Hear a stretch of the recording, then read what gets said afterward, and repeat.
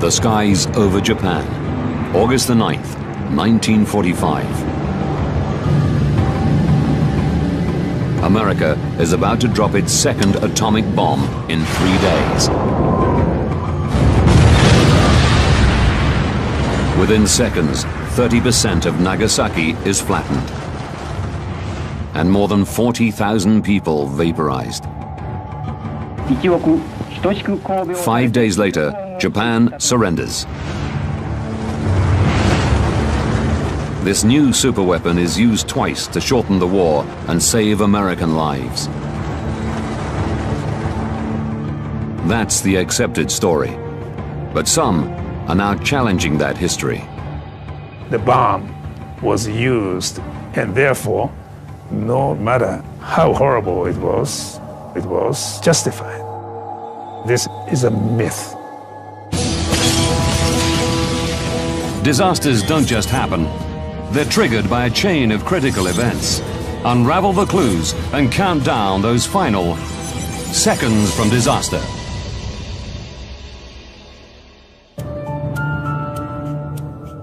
The Central Pacific. Tinian Air Base. August the 9th, 1945. Sergeant William Barney and his colleagues from the 509th Composite Group are gathering for a top-secret bombing mission. They are to drop Fat Man on Japan, America's second atomic bomb. The first, Little Boy, hit Hiroshima 3 days earlier. The US are hoping to bomb Japan into surrender. All of us kind of thought maybe that would be it. We hoped it would end the war. Barney is the radar operator on the plane the Great Artiste, one of the 3 key planes involved in the mission. Its job is to take measurements of the blast. Big Stink will film the explosion, and Boxcar will drop the bomb. 2,500 kilometers away, on the islands of Japan. For 8.5 months, its major cities have been razed to the ground as the US Air Force carry out saturation bombing raids.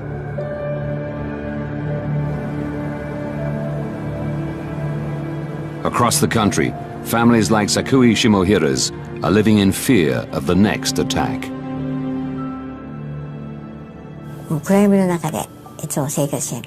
We had often slept inside the air raid shelter, but the night of the 8th, for the first time in a long time, we slept at home.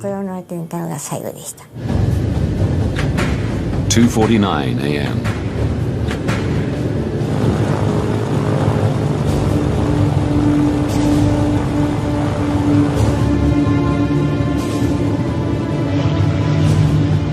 B-29 Superfortress Boxcar takes off.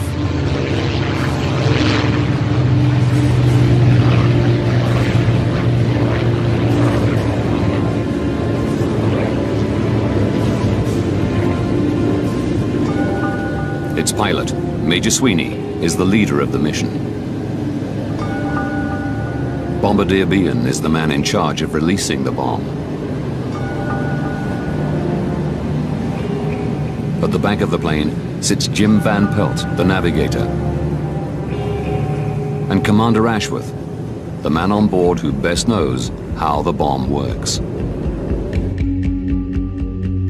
The crew settles in for a 5-hour flight. First, they will regroup over the island of Yakushima. Then they'll travel in convoy to their target, the city of Kokura.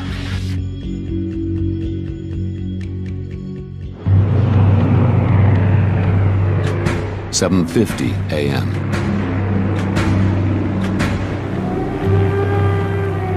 A U.S. plane flies over Sakui's home.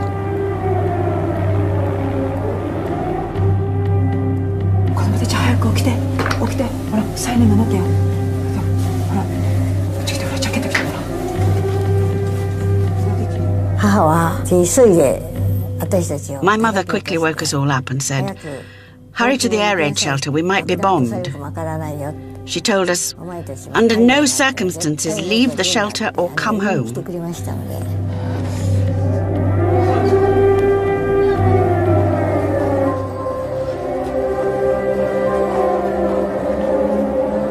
A few kilometers away, 18-year-old Sumiteru Taniguchi is delivering letters.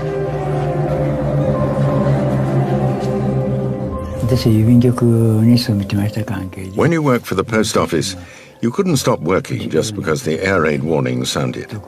So I didn't take refuge at the shelter.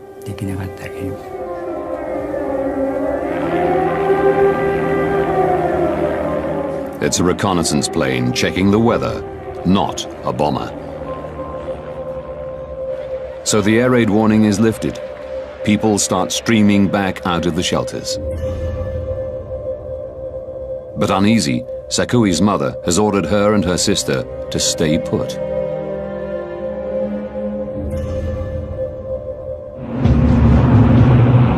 "8:10 a.m.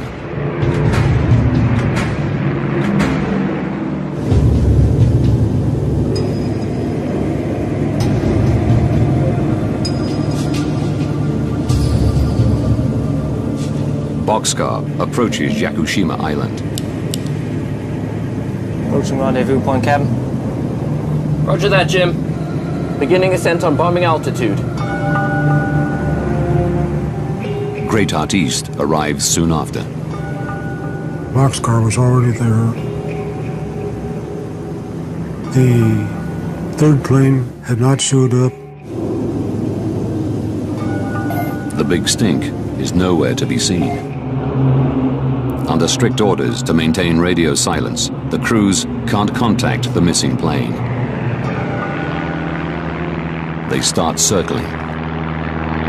While we was there, we received the reports from our weather planes. The weather over Kokura is clear. The crew's orders are that the bomb should only be dropped if they get a visual on the target. So, they're good to go once Big Stink arrives. We got there and we waited. Theoretically, we were supposed to wait for 15 minutes. Meanwhile, 276 kilometers away, in Nagasaki, 10-year-old Sakui is still in the air raid shelter with her sister and nephew.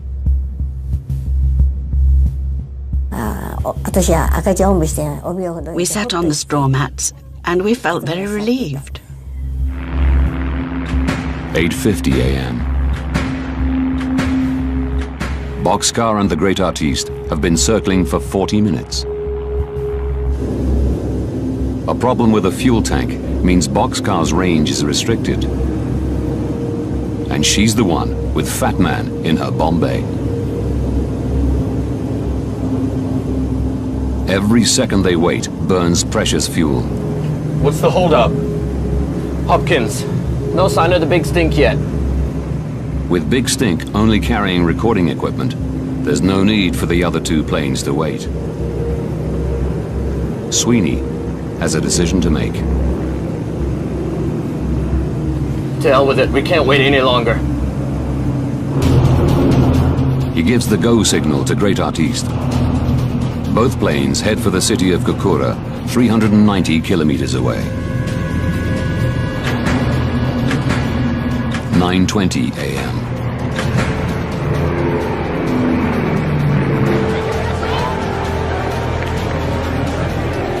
The two planes approach the city.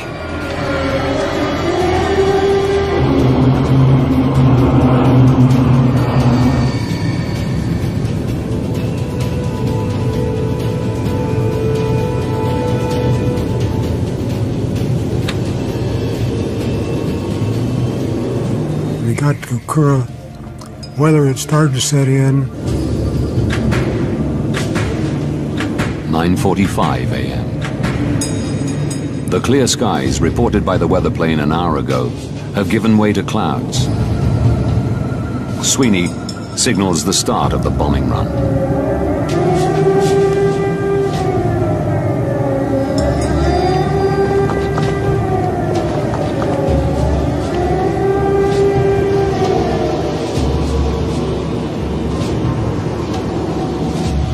not visible.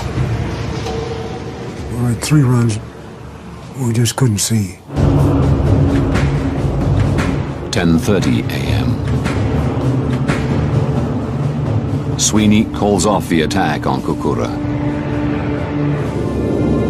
The abortive mission has cost 45 minutes of fuel.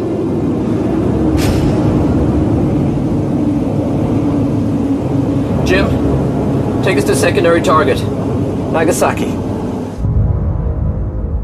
156 kilometers away.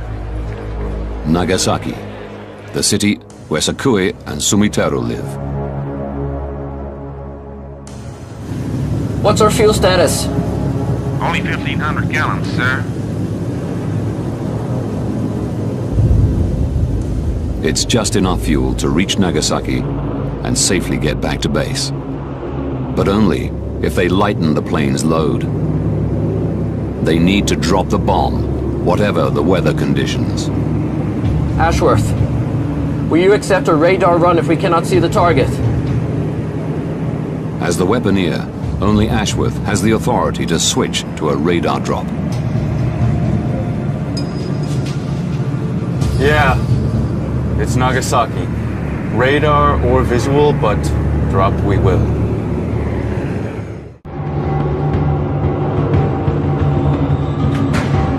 .56 a.m.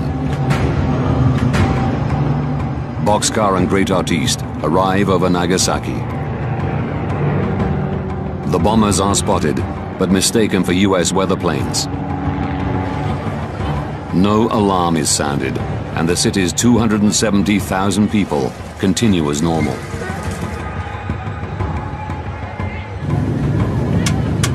Sweeney signals the start of the radar-guided bombing run.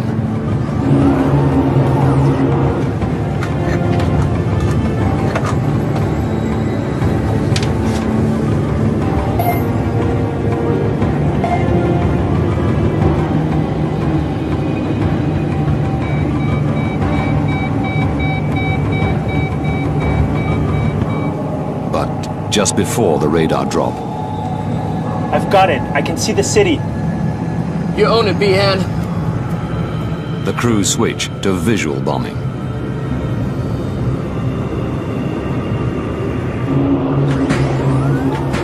.11:02 a.m.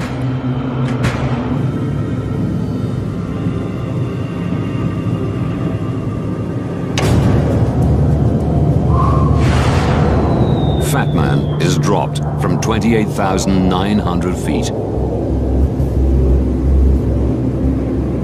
The 2 planes immediately turn to escape the blast. I heard the roar of a plane. I thought it was strange because the air raid warning had been lifted.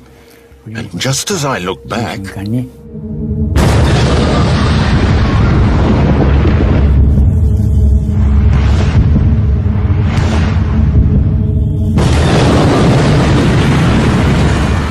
with a force of 22 kilotons of TNT, Fat Man generates heat of over 4,000 degrees Celsius and winds of up to 1,000 kilometers an hour that surge across the city.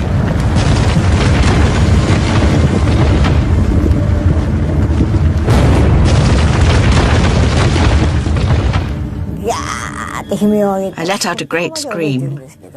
I only remember up to there.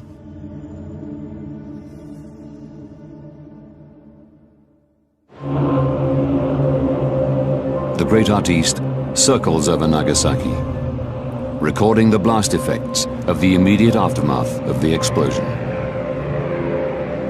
We all went up and looked out, and we seen it. The mushroom just kept billowing out. And there was a smoke trail from the base of it on up.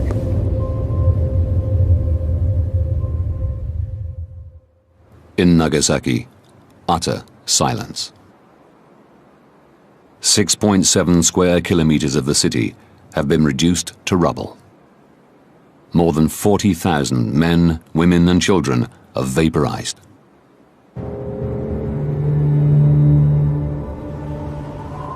$70,000 more are injured.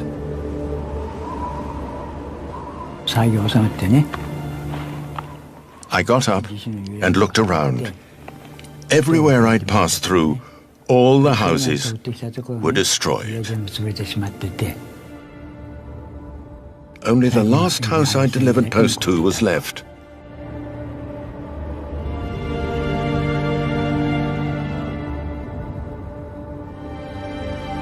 In the shelter, Sakui regains consciousness. The tunnel was filled with people whose eyes had popped out and were dangling down by their noses.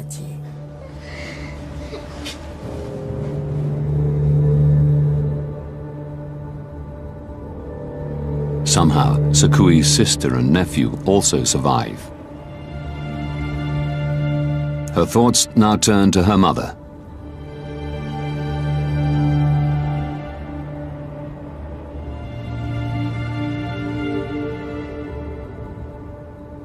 The city is strewn with burnt bodies. This body with the gold tooth must be Mum, I thought. Oh, Mum! And I cried, touching her hand. But as I touched her, her body crumbled away.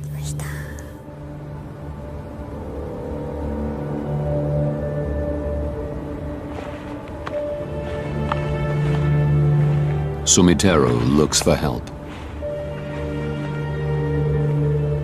And as he walks,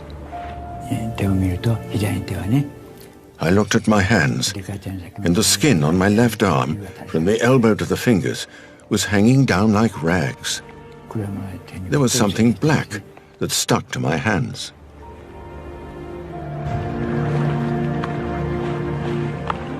over 100,000 people were killed instantly by the atomic bombs dropped on Nagasaki and on Hiroshima 3 days before.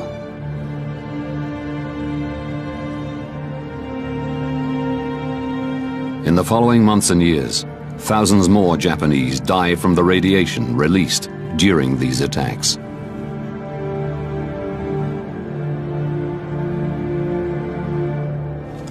"5 days after Nagasaki, America's President Harry Truman calls a press conference. I have received this afternoon a message from the Japanese government. I deem this reply a full acceptance of the Potsdam Declaration, which specifies the unconditional surrender of Japan. The war in the Pacific is over. The 2 nuclear bombs seem to have done their job. Certainly, America argues that they were necessary to prevent a land invasion of Japan that could have claimed tens of thousands of US lives. This becomes the accepted story. But after spending 10 years scouring US, Russian, and Japanese archives, historian and author Tsuyoshi Hasegawa has come to a very different conclusion. The bomb was used, to save American lives. And therefore, no matter how horrible it was justified. This is a myth. Now, by rewinding the events of those fateful weeks and going deep into the archives, we will uncover the true story of the bomb and its effect on the surrender of Japan and the end of World War II.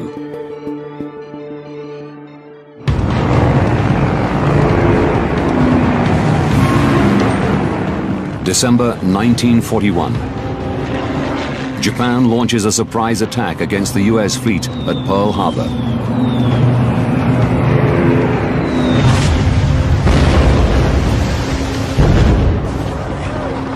(2,402) US servicemen perish.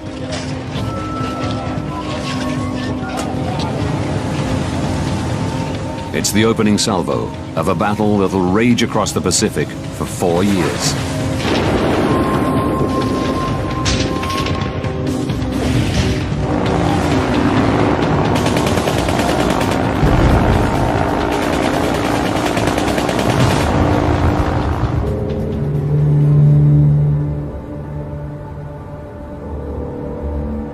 This war kills over 2 million Japanese soldiers and civilians,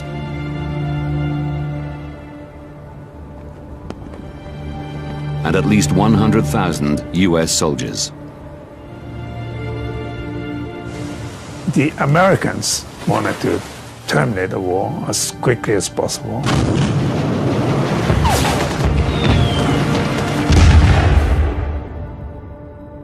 By the end of 1944, US forces had secured the Mariana Islands.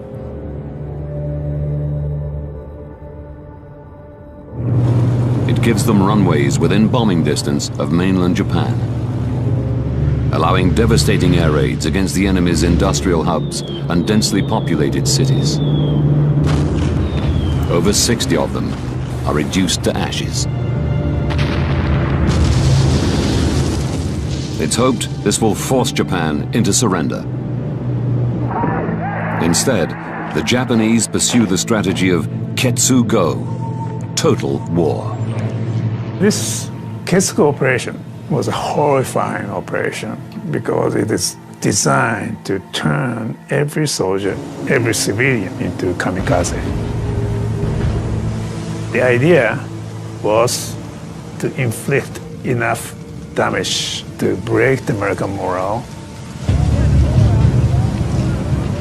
US military leaders know Ketsu-go would inflict massive casualties on any US-led land invasion. Hence their decision to use the bomb. For many years, Americans were encouraged to believe that the choice had been starkly between the bomb and the invasion. That stark belief is historically incorrect. Historian Barton Bernstein believes there was a clear third option: invade Japan on two fronts with a powerful ally. Since 1943, the Americans have been trying to persuade their Russian allies to tear up their neutrality pact with the Japanese.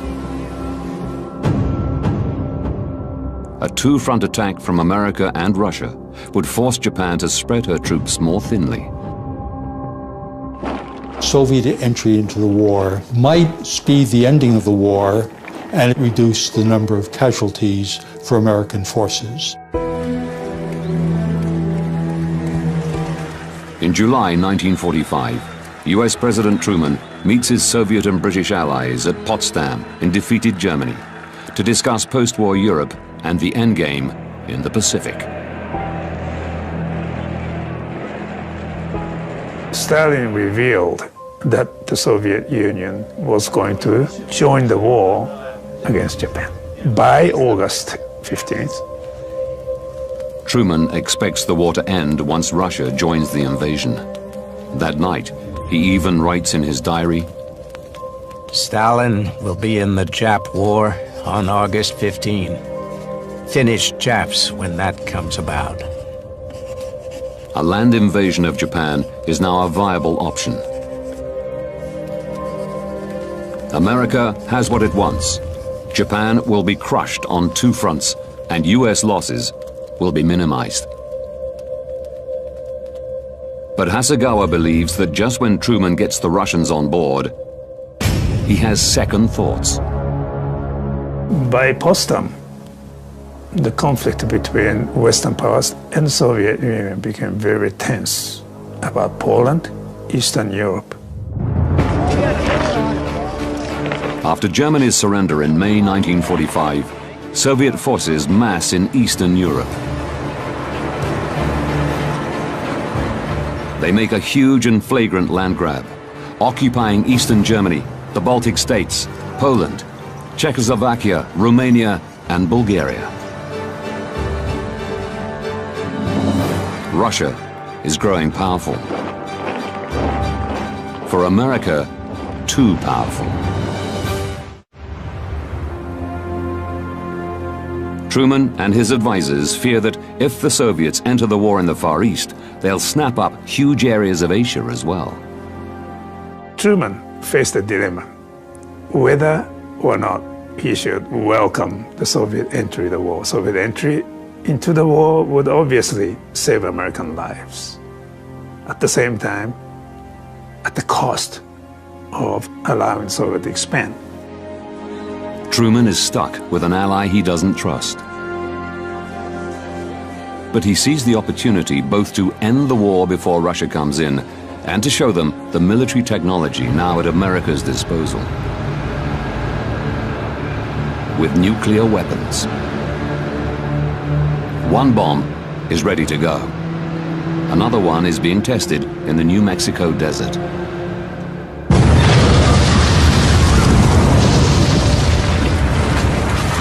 On July the 21st, Truman receives the report on the test. The test was much more successful than they had ever expected. Truman was elated.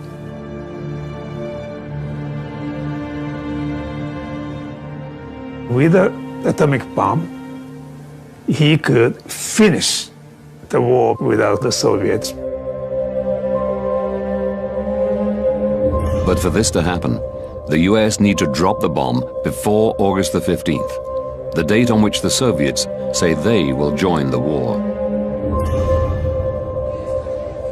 Truman asks his advisors to quickly issue the Potsdam Declaration, calling on Japan to surrender unconditionally or face utter destruction.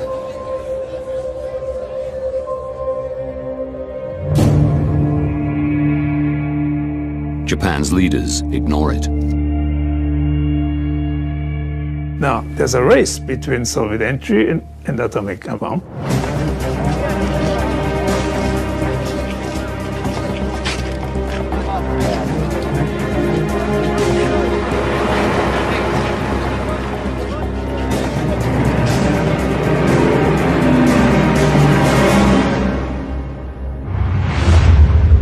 On August the 6th, 1945, America drops Little Boy on Hiroshima, while the Red Army is still mobilizing its troops along the border with Manchuria. Stalin was shocked to learn the United States used the bomb so quickly. And so he thought, this is it. The atomic bomb would force Japan to surrender, and the game is over. And he was very depressed. Товарищ Сталин, телеграмма. Спасибо, Владимир. Stalin believes his goal of expanding the Soviet Empire into the Far East is over. But then he gets an urgent message from his foreign ministry. The Japanese want Soviet assistance. Japan is still continuing that policy of seeking Moscow's mediation to terminate the war. For Hasegawa, this message confirms that the Hiroshima bomb did not persuade Japan to surrender. For Stalin, this message is a lifeline. The Pacific War is not yet over. He immediately ordered the Soviet military to start the war. On August the 9th, whilst preparations are underway for America's second atomic bomb to be dropped, 1.5 million Russian troops cross the Manchurian border. The Red Army quickly overwhelms Japan's thinly spread force. Within hours, the Japanese army abandons Manchuria's capital, Changchun. Japan's high command holds an emergency meeting in the bunker under the Imperial Palace. The Soviet entry into the war forced the Japanese policymakers to face the possibility of surrender. Hasegawa believes this is the first time surrender is seriously considered. Japan's ruling Big Six is made up of the 3 doves of the Peace Party and the 3 hawks of the War Party.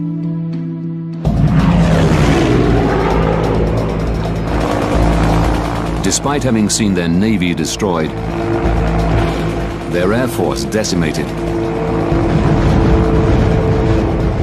their troops die in their thousands, and hundreds of thousands of civilians killed by firebombings and the Hiroshima bomb.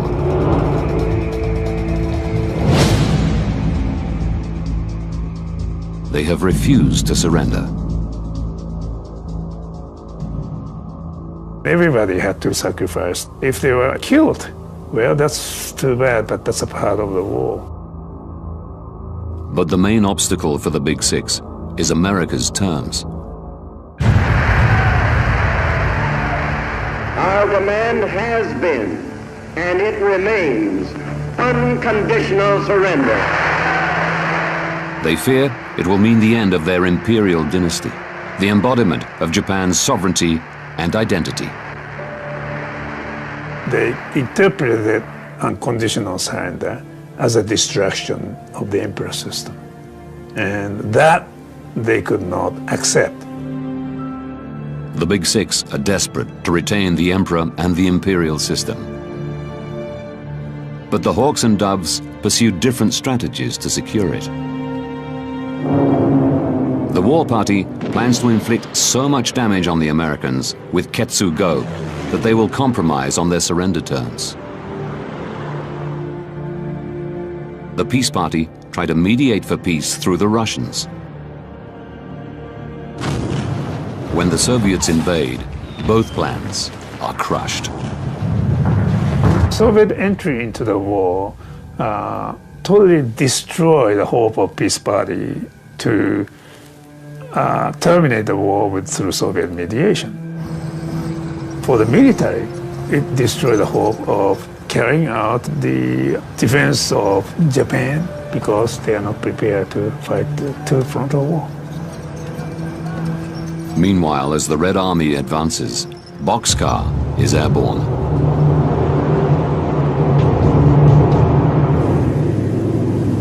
A second nuclear strike is underway. In Tokyo, the War Party is still defiant. They reluctantly agree that surrender might now be inevitable, but it cannot be unconditional. To the Peace Party, the attaching conditions would be tantamount to continuation of war, because that will never be accepted by the United States.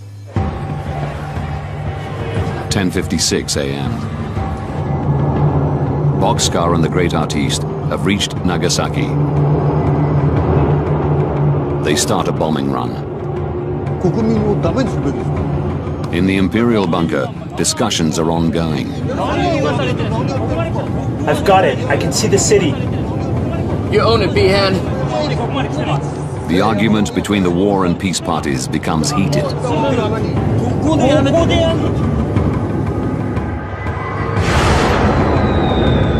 11:02 a.m.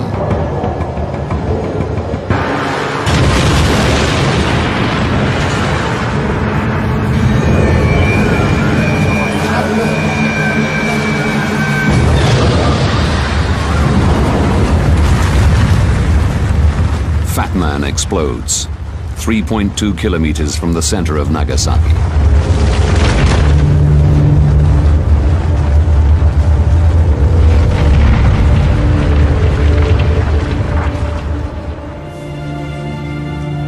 "30 minutes later, news of the Nagasaki bombing reaches the High Command.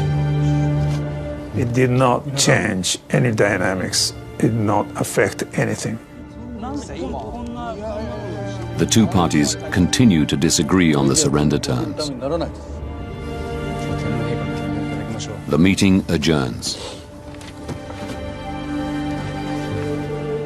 It looks like once again the War Party has succeeded in postponing surrender.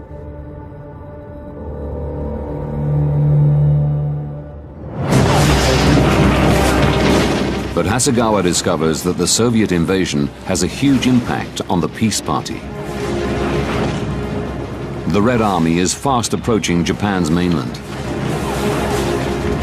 The Peace Party believe continuing the war is very likely to have devastating effects for the Emperor system. Communism and emperorship are not compatible. Under Soviet influence, the emperor system will be in peril. The Peace Party believes that the more pragmatic Americans are more likely to keep the Japanese emperor after surrender than the revolutionary Soviets. and so appeal to the one person who can impose surrender upon the army, the Emperor.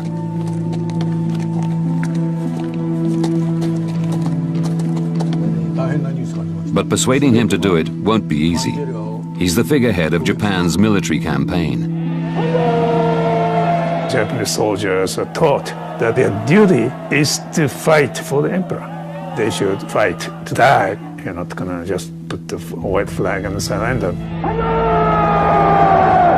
For the emperor to now argue in favor of surrender would be a devastating shock.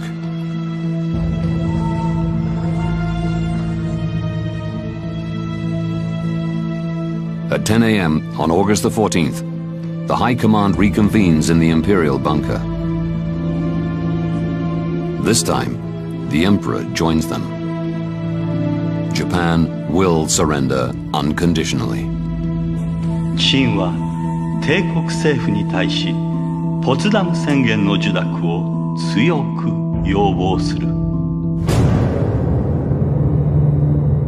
This is a blow to the war party. Traditionally, the emperor always sides with his faithful army. The emperor thought to accept the army's position would bring the imperial house down. On August the 15th, 1945, Emperor Hirohito announces his decision to his people. 等しく神戸を垂れて玉音を拝し立てまつることここに至る靖国の神と静まる忠霊前線の将兵また民草の上に垂れさす玉石大いなるご人事に Hasegawa believes it's not the horror of the atomic bomb that leads to Japan's surrender, but the threat posed by the Soviet invasion. Soviet entry into the war really made the emperor realize that how dangerous it is to continue the war. To Barton Bernstein, it makes the second atomic bomb dropped on Nagasaki after the Soviet invasion a tragic and entirely futile act. The Nagasaki bomb did not make the difference in speeding Japan towards surrender, and thus a bomb was dropped unnecessarily, killing perhaps as many as 60,000, 70,000. Now, having delved into the archives, we can reveal the series of events that led to Nagasaki being hit with America's second atomic bomb.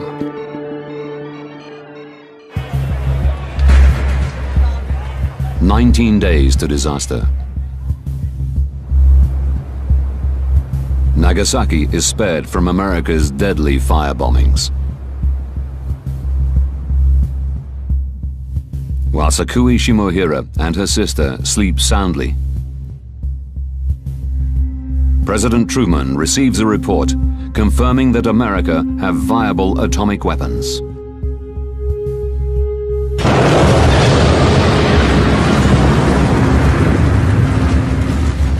The bomb will save US lives, but also kill thousands of Japanese civilians.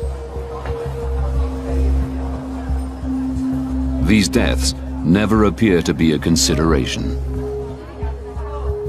If we work through the archives, we cannot find a single time when Truman or Secretary of War Stimson or those closest to those two men ever raised the question, should the bomb be used? August the 6th, 1945. 3 days to disaster.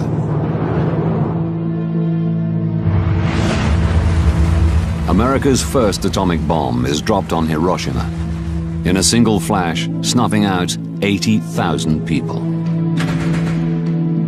2 days to disaster. Japan's leaders are still desperate to see if the Soviet Union can mediate a halt to hostilities, rather than Japan surrender unconditionally.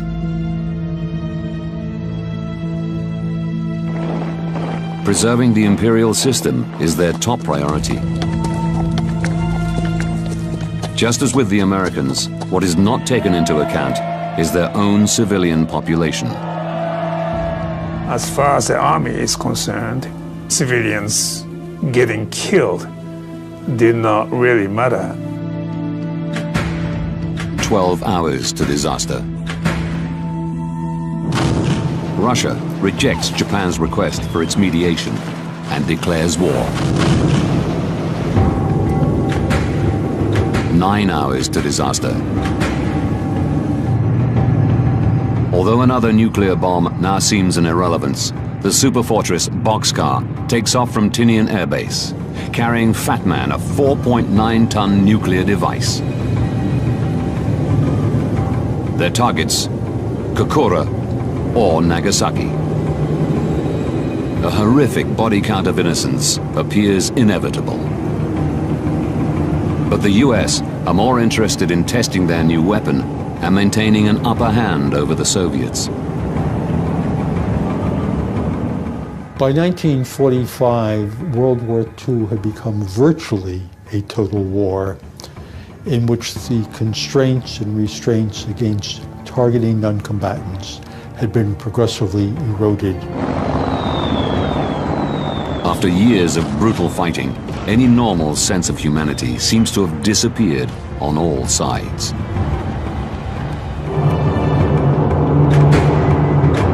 Six minutes to disaster.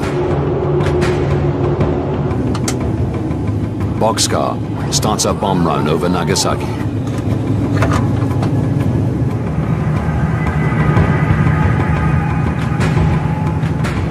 Fat Man is released. 43 seconds later, at 11:02 a.m.,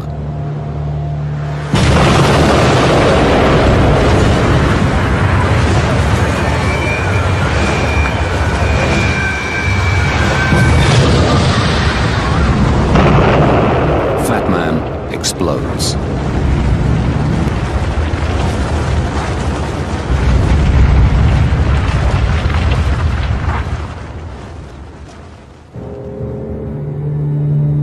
$40,000 die within seconds. Thousands more die of radiation poisoning.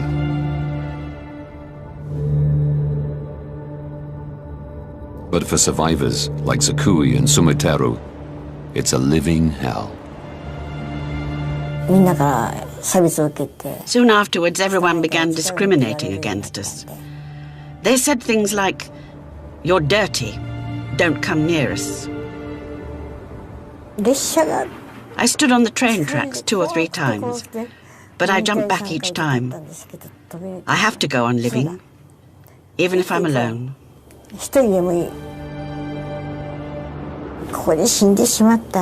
If I die here, there will be no one left to put flowers on everyone's graves.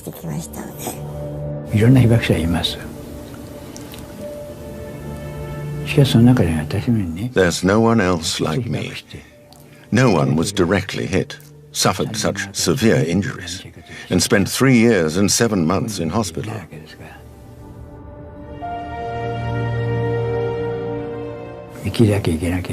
I have to see the end of nuclear weapons with my own eyes. I have to live until then.